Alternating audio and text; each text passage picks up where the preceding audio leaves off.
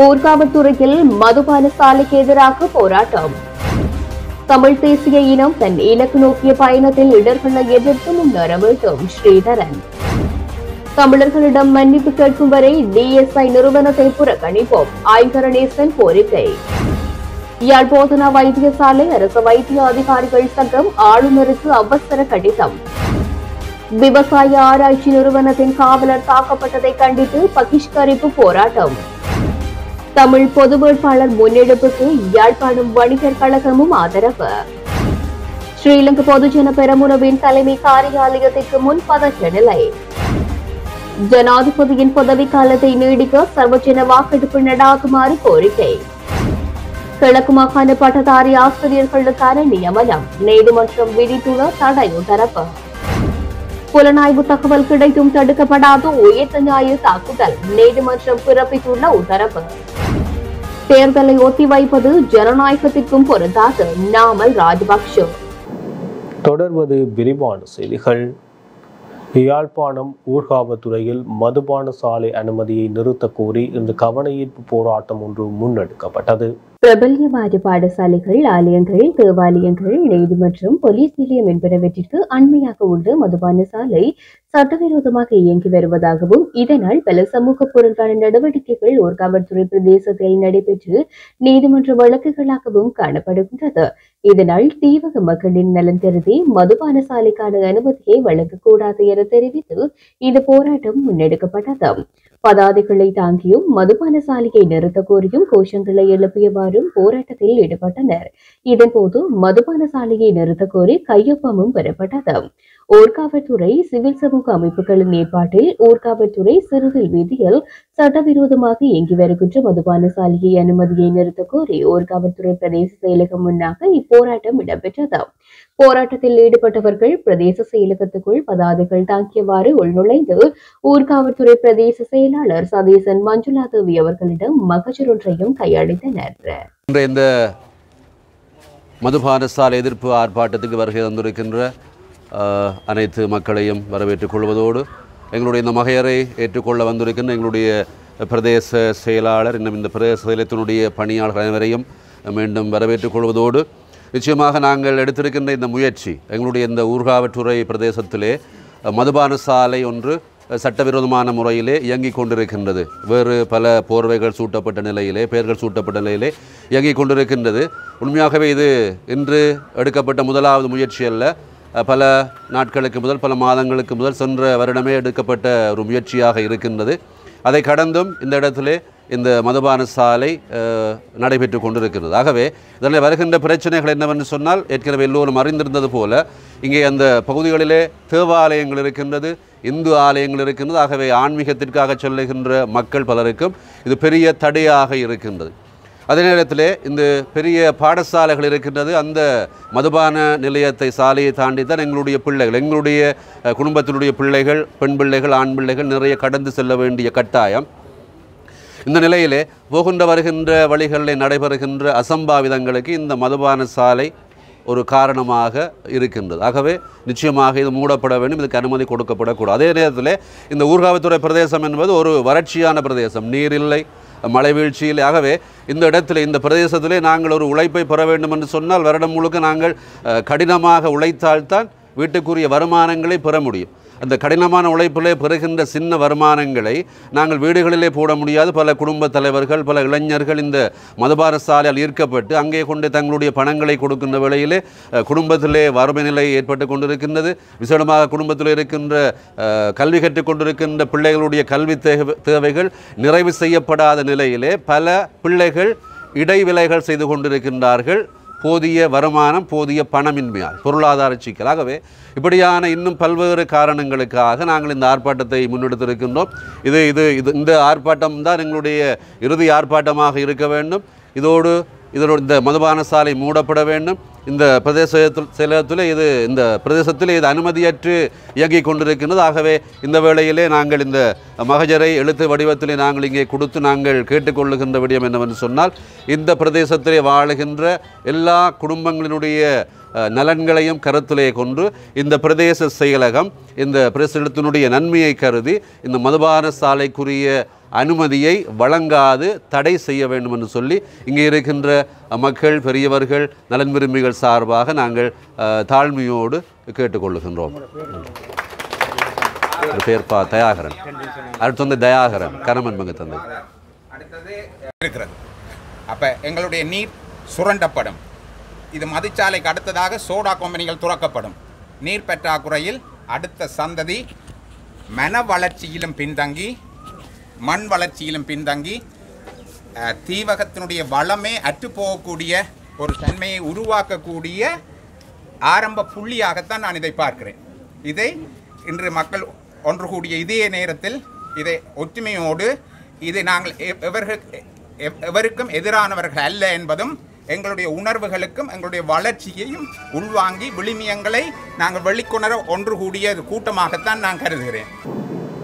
தமிழ் தேசிய இனம் தன் இலக்கு நோக்கிய பயணத்தில் இடர்களை எதிர்த்து முன்னேற வேண்டும் என பாராளுமன்ற உறுப்பினர் சிவஞானம் ஸ்ரீதரன் தெரிவித்துள்ளார். கிளிநொச்சியில் உள்ள அவரது கட்சி அலுவலகத்தில் இன்று நடைபெற்ற ஊடக சந்திப்பில் கருத்து தெரிவிக்கும் போதே குறித்த விடயத்தை தெரிவித்தார். தொடர்ந்தும் அவர் தெரிவிக்கையில், மக்கள் தாங்கள் 15 வருடங்களுக்கு முதல் அனுபவித்த துன்பங்களையும் துயரங்களையும் வலிகளையும் நினைவுபடுத்தும் முகமாக 2009ஆம் ஆண்டு முள்ளிவாய்க்காலில் நடந்த இனப்படுகொலையினுடைய அடையாளமாக அந்த இனப்படுகொலையை வெளிப்படுத்தும் வகையில் தமிழினத்தின் மீது சிங்கள இனம் செய்த இனப்படுகொலை போர்க்குற்றங்களை வெளிப்படுத்தும் வகையிலே சிரட்டையிலே கஞ்சி வழங்குகின்ற கஞ்சி காட்சி முள்ளிவாய்க்கால் கஞ்சியை எல்லா இடங்களிலும் விநியோகிக்கின்ற பணிகளை மக்கள் தன்னெழுச்சியாக தாங்களாக செய்து கொண்டிருந்தார்கள்.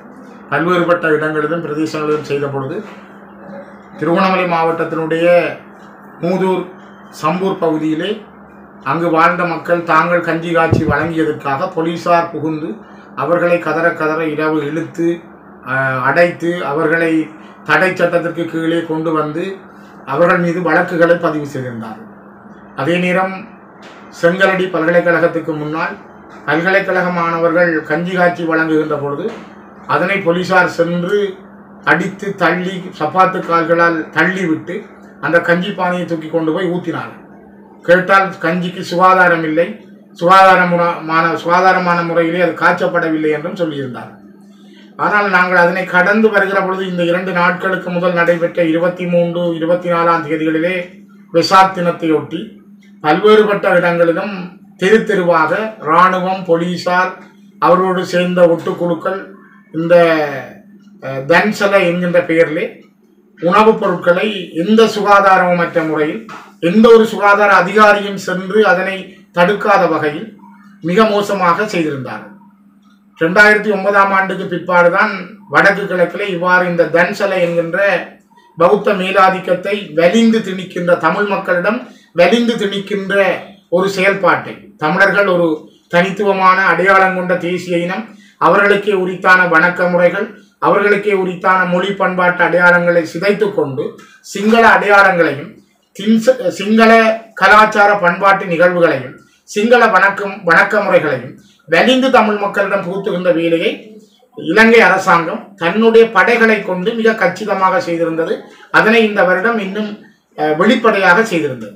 அந்த வெளிப்படையாக அவர்கள் செய்கின்ற பொழுது எங்களுடைய மக்கள் தங்களை மறந்த நிலையில் செயல்பட்டது மிக வேதனையாக இருந்தது. குறிப்பாக யாழ்ப்பாணம் போகின்ற பாதையிலே ஆசப்பிள்ளை யுத்தம், கிளிநொச்சியிலே இரணமடி சந்தி, புதுக்குடியிருப்பு போன்ற பகுதிகளிலே எங்களுடைய மக்கள் திரளாக சென்று புதினம் பார்ப்பது என்பது ஒரு வகையானதாக இருந்தாலும் எவ்வாறு 2 நாட்களுக்கு முதல் எங்களுடைய கஞ்சி பானைகளும் கஞ்சி சிரட்டைகளும் தூக்கி வீசப்பட்டதோ சிதறப்பட்டதோ, எங்களுடைய உணர்வுகள் சப்பாத்து கால்களால் எங்கள் தொண்டை குழிகள் எவ்வாறு நசுக்கப்பட்டதோ அவற்றை எங்களுடைய இளைஞர்கள் எங்களுடைய மக்கள் மறந்து தன்சலையிலே வழங்குகின்ற சில உணவு பண்டங்களுக்காக வரிசையிலே காத்திருந்த அந்த மிகவும் துன்பகரமான ஒரு சூழலை எங்களால் பார்க்க முடிந்தது. நான் நினைக்கிறேன் அது எங்களை பொறுத்தவரை தமிழினத்திற்கு அது ஒரு சாபக்கேடாகவே மாறி இருக்கிறது. காரணம், நாங்கள் ஒரு போராடுகின்ற இனமாக இருந்தால் சில விடயங்களை நாங்கள் எதிர்க்க வேண்டும், அவற்றை நாங்கள் தள்ளிவிட வேண்டும். கருப்பின மக்கள் தென்னாப்பிரிக்காவிலே போராடுகின்ற பொழுது ஒரு புகையிரதத்திலே கருப்பின பெண்ணை கீழே தள்ளி விழுத்தியதற்காக அந்த புகையிரதம் உட்பட போக்குவரத்து வெள்ளையர்கள் பாவிக்கின்ற பேருந்துகளை கூட கருப்பின மக்கள் நிராகரித்தார்கள். அது ஒரு மிகப்பெரிய போராட்டமாக அந்த மக்கள் முன்னெடுத்த பொழுதுதான் தென்னாப்பிரிக்காவிலே அந்த கருப்பின மக்களுடைய போராட்டம் ஒரு புதிய வடிவத்தை பெற்றிருந்தது. அதே போல நாங்கள் சில விடயங்களை போராட்டம் மூலமாக எங்களுடைய செயல்பாடுகள் மூலமாக நாங்கள் முன்னெடுக்க வேண்டும். அதை தவறுகிற பொழுது அதனை நான் இங்கு சொல்லாமல் விட்டாலும் நான் நினைக்கிறேன் சரியான ஒரு கால சுழற்சியிலே ஒரு கால சூழலில் அவற்றை நாங்கள் தவறவிட்ட மனிதர்களாக மாறியிருப்போம். ஆகவே இன்றைய கால இளைஞர்கள், பள்ளிச்சிறார்கள், எங்களுடைய மக்களிடம் நான் மிக வினயமாக கேட்பது, நாங்கள் ஒரு போராடுகின்ற இனம், எங்களுடைய இன விடுதலைக்காக, இனத்தினுடைய தேசிய இருப்புக்காக தொடர்ந்தும் ஒரு தமிழ் தேசிய இனத்தினுடைய நிரந்தர வாழ்வுக்காக நாங்கள் ஏதோ ஒரு வகையில் எங்களுடைய போராட்டத்தை தேர்தல் மூலமாகவோ வாக்களிப்பு மூலமாகவோ அல்லது சில நிகழ்வுகளை புறக்கணிப்பதன் மூலமாகவோ சில நிகழ்வுகளில் நாங்கள் கலந்து கொள்ளாமல் எங்களுடைய எதிர்ப்பை தெரிவிப்பதன் மூலமாகவோ நாங்கள் அந்த விடயங்களை கையாளுகிறோம். அவை இந்த தன்சல போன்ற நடவடிக்கைகள் ஒரு வகையான எவ்வாறு வெடுக்குநாரி மலையிலே சிவாலயத்தின் மீது புத்த விகாரை அமைக்கப்படுகிறதோ, குருந்தூர் மலையில் வலுக்கட்டாயமாக குருந்தூர் மலையிலே எவ்வாறு ஒரு புத்த விகாரை அமைக்கப்பட்டிருக்கிறதோ, திருவண்ணாமலை மாவட்டத்தினுடைய வெறுகல் இலங்கை துறைமுகத்துவாரத்தில் இருந்த முருகன் ஆலயம் சிதைக்கப்பட்டு அங்கு புத்த விகாரையும் பெரிய மாளிகைகளும் கட்டப்படுகிறதோ, அதே போல திரியாய் முருகன் ஆலயம் அந்த பகுதியோடு சேர்ந்த சூழல்கள் புத்த விகாரை அமைக்கப்பட்டு பறிக்கப்படுகிறதோ, தமிழர்கள் வாழுகின்ற இடங்களில் சிங்களவர்கள் வாழாத இடங்களில் எல்லாம் பூனகிரி, மாங்குளம், கிளிநொச்சி என்று பல இடங்களிலே புதிதாக புத்த விகாரைகள் நாவக்குழியில் அமைக்கப்படுகிறதோ, இவையெல்லாம் எங்களுடைய பண்பாடுகளையும் கலாச்சாரங்களையும் சிதைத்து மக்களை திரும்ப திரும்ப ஒரு சிங்கள கலாச்சாரத்துக்குள், சிங்கள அடிமைத்தனத்துக்குள் எங்களை தள்ளி செல்லுகின்ற விடயமாக இந்த தன்சல போன்ற நிகழ்வுகளையும் வெசாக் போன்ற நிகழ்வுகளையும் அவர்கள் நடாத்தி கொண்டிருப்பதை நாங்கள் பார்க்கிறோம். ஆகவே நாங்கள் இந்த புரிதலை சரியாக கொள்ளாவிட்டால் எங்களுடைய மக்கள் இதன் மீதான நடவடிக்கைகள் என்ன, இதற்கு பின்னாலே இருக்கின்ற அரசியல் சூழ்ச்சி என்ன, இதற்கு பின்னாலே இருக்கிற ஒரு இன ரீதியான சுத்திகரிப்பு என்ன, இந்த இனம் தமிழ் தேசிய இனத்தை எவ்வாறு சிங்கள தேசிய இனம் நிலங்களை பறிப்பதன் மூலம், கலாச்சாரங்களை சிதைப்பதன் மூலம், அவர்களுடைய வணக்க முறைகளை தடுப்பதன் மூலம், அவர்களுடைய செயல்பாடுகள், அவர்களுக்கான வழங்குகின்ற தொழில் வாய்ப்புகள் இவற்றையெல்லாம் தடுப்பதன் மூலம் ஒரு இனத்தை எவ்வாறு தடுத்து கொண்டு போக முடியுமோ, அழித்து கொண்டு போக முடியுமோ அதற்கான ஒரு கட்டமைக்கப்பட்ட இன அழிப்பை மிக தெளிவாகவே சிங்கள அரசு நிதானமாக செய்து வருகிறது. ஆனால் நாங்கள் நிதானம் இழந்து இந்த விடயங்களில் எங்களை மறந்து செயல்படுகிறோமா என்கிற ஒரு எண்ணம் எனக்கு தோன்றுகிறது. ஆகவேதான் நான் இதனை எங்களுடைய இளைஞர்களிடமும் எங்களுடைய பள்ளிச்சிறார்களிடமும் தமிழ் தேசியத்தை விரும்புகின்ற ஒவ்வொரு தமிழர்களிடமும் ஒரு இன ரீதியாக நான் இந்த வினயமான வேண்டுகோளை முன்வைக்கிறேன். நாங்கள் ஒவ்வொருவரும் சிங்கள ஏகாதிபத்தியத்துக்கு எதிராக, சிங்கள பௌத்த கலாச்சார திணிப்புக்கு எதிராக, சிங்கள பௌத்தத்தினுடைய அடிப்படை பறிப்புகளுக்கு எதிராக என்னென்ன வகையில் எங்களுடைய எதிர்ப்புகளை தெரிவிக்க வேண்டுமோ அதை தெரிவிப்பதற்கான களங்களை நாங்கள் உருவாக்க வேண்டும். அந்த களங்களை உருவாக்க தவறிவிட்டு அவர்களோடு நாங்கள் இரண்டர கலக்க சென்றால் நான் நினைக்கிறேன் இன்னும் ஒரு 10 வருடங்களில் எவ்வாறு 2009க்கு பிற்பாடு இந்த தன்சல தமிழ் பிரதேசங்களில் ஒரு மிகப்பெரிய அளவில் பிரமாண்ட வடிவம் எடுத்திருக்கிறதோ, இன்னும் ஒரு 10 ஆண்டுகளுக்கு பிறகு தமிழ் வணக்க முறைகளை விட, அதாவது தமிழ் தைப்பொங்கலுக்கு மாவட்ட செயலகமோ அல்லது பிரதேச செயலகங்கள் கொடுக்கிற முக்கியத்துவத்தை விட தமிழ் பிரதேசங்களில் இருக்கிற பிரதேச செயலகங்கள், மாவட்ட செயலகங்கள் இந்த வெசாக் பண்டிகைக்கும் தன்சலவுக்கும் கொடுக்கிற முக்கியத்துவம் அடிப்படையில் பார்த்தால் எவ்வாறு ஒரு இனக்குழுமத்தை சிதற பண்ணுவதற்கான செயல்பாடு என்பதையும் நாங்கள் பார்க்க முடியும். தென்னிலங்கையில் செருப்பு உற்பத்தியை மேற்கொள்ளும் டிஎஸ்ஐ நிறுவனம் தமிழர்களின் பாரம்பரியமானதும் தனித்துவம் வாய்ந்த கார்த்திகை பூவினை பாதணிகளில் பதித்து அவற்றை மக்கள் பயன்பாட்டுக்கு வழங்கியுள்ளமை தொடர்பில் தமிழ் தேசிய பசுமை இயக்கத்தின் தலைவர் பொன்னுத்துறை ஐங்கரநேசன் தனது அதிருப்தியை வெளியிட்டுள்ளார். கார்த்திகை பூ வெறும் பூ அல்ல, தமிழ் மக்களினுடைய வாழ்வியலில், பண்பாட்டில், தமிழ் தேசிய அரசியலில், உணர்வுகளில் இரண்டர கலந்துவிட்ட ஒரு உயிர்ப்பு. தமிழ் மக்களுக்கும் கார்த்திகை பூவுக்கும் இடையிலான இந்த நெருக்கமான பிணைப்பு டிஎஸ்ஐ நிறுவனத்துக்கு தெரியாத ஒன்று அல்ல. தென்னிலங்கையில் இயங்குகின்ற இந்த டிஎஸ்ஐ பாதணி உற்பத்தி நிறுவனம் தற்போது கார்செருப்பில் கார்த்திகை பூவை பொறித்து விற்பனைக்கு விட்டுள்ளது. இதனை நாங்கள் வன்மையாக கண்டிக்கின்றோம். டிஎஸ்ஐ நிறுவனம் சந்தைக்கு விட்டுள்ள கார்த்திகை பூ பொறிக்கப்பட்ட இந்த காற்செருப்புகளை விற்பனையிலிருந்து மீளப்பெறல் வேண்டும்.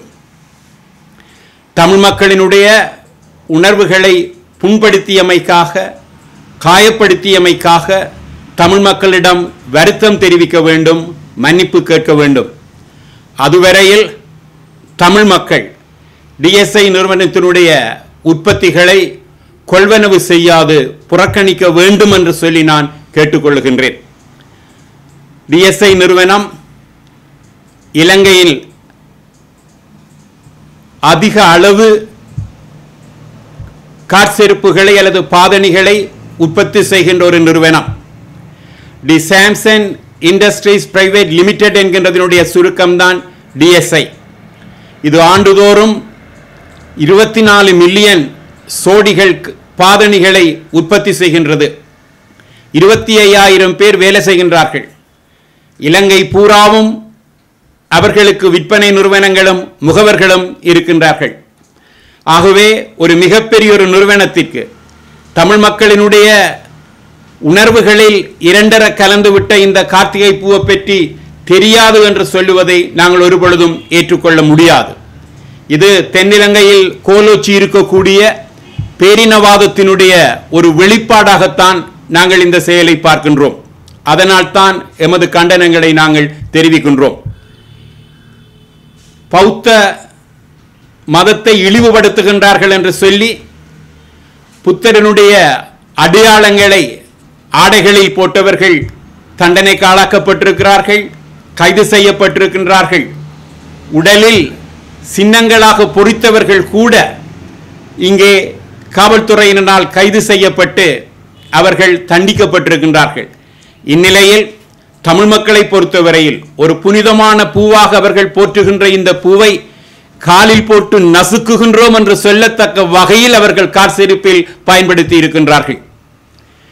வடக்கில் கார்த்திகை பூவை மாணவர்கள் பயன்படுத்தினால், இல்ல விளையாட்டு போட்டிகளில் அந்த இல்லங்களை அலங்காரத்துக்கு பயன்படுத்தினால், அதனை இரும்பு கரம் கொண்டு, காவல்துறையின் கரம் கொண்டு அடக்குகின்ற அரசாங்கம் தென்னிலங்கையில் காலுக்கு கீழே மிதிபடுகின்ற அளவுக்கு இந்த கார்த்திகை பூ பொறிக்கப்பட்ட காற்செருப்புகளை அனுமதிக்கும் என்று சொல்லி சொன்னால், இந்த பேரினவாத அரசாங்கத்தினுடைய மனநிலையை நாங்கள் எல்லோரும் புரிந்து கொள்ள வேண்டும்.